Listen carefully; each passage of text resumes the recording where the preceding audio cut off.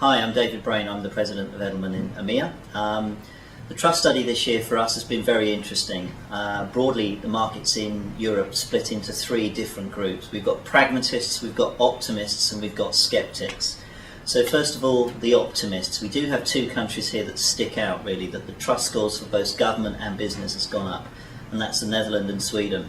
We put that down really to there being a much stronger social compact between business and government in those two markets. In fact, in Sweden last year, when trust in business plunged pretty much everywhere around the world, trust in business in Sweden actually went up last year. It's maintained a good high level this year. And when we asked people in that market why that was, they said because in Sweden the consensus model is so strong that people really didn't blame business for what had gone wrong because it was everybody's problem. Very different to a lot of the Anglo-Saxon markets. We have pragmatists here in Europe as well, Italy and Spain, where pretty much last year when trust plunged, this year it's gone back up, and largely alongside the rise in the stock markets there. So they're kind of pragmatic. When things go down, when the economy goes down, trust goes down, but when the economy recovers, trust goes up. And finally we have the big sceptical markets, France, Germany, UK, the biggest economies in Europe. And trust has recovered in business a little bit in all of those markets, but it's still a very, very low score. So that's sort of where we are. No real, same as position as ever really, that there's no such country as Europe.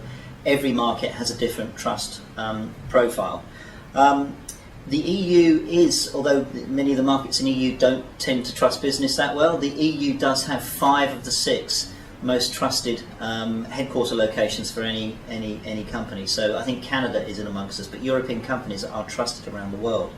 NGOs remain very much the most trusted institution here in Europe. So if you're a company and you're involved in engagement or an argument with an NGO, you better make sure you have better data because they are more trusted, pretty much blanket across Europe.